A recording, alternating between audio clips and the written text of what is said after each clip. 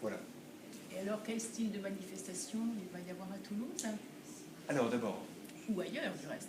oui, d'abord, cette exposition est avec, à 200 mètres d'ici, donc l'ouverture de la maison Pierre Seillant, qui est le sanctuaire très aimé que l'ordre doit redécouvrir. Ensuite, chaque semaine, pendant tout ce mois de mai, une grande conférence pour nous faire comprendre un peu les enjeux historiques de la présence de Dominique à Toulouse. Et puis un triduum festif autour de la Pentecôte, donc la semaine prochaine, avec une série de concerts, de célébrations liturgiques, et puis une messe qui sera largement partagée en Europe par la télévision, et qui restera comme un grand souvenir, je l'espère, de l'unité de l'ordre.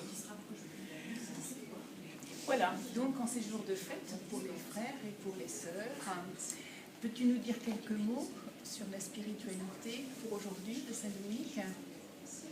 Oui. Alors, la première chose on va dire peut-être, c'est que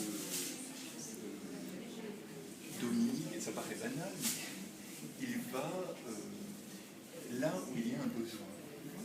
Et nous avons une conférence cette semaine où le savant universitaire Jean-Louis Biget, qui nous entretenait l'histoire de cette région il y a 8 siècles, nous disait que le fait que Dominique s'installe en ville était extrêmement important parce que finalement c'est un lieu qui avait été un peu délaissé par les religieux.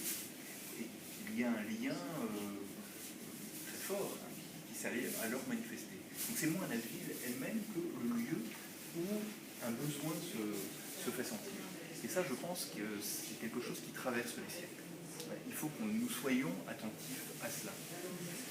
Moins être dans les lieux qui nous font plaisir que les lieux où on a besoin de nous, même si les deux peuvent être conciliables. Voilà. Une deuxième chose, c'est que Dominique ne peut pas tout. Et je pense qu'il est un peu finalement comme les apôtres.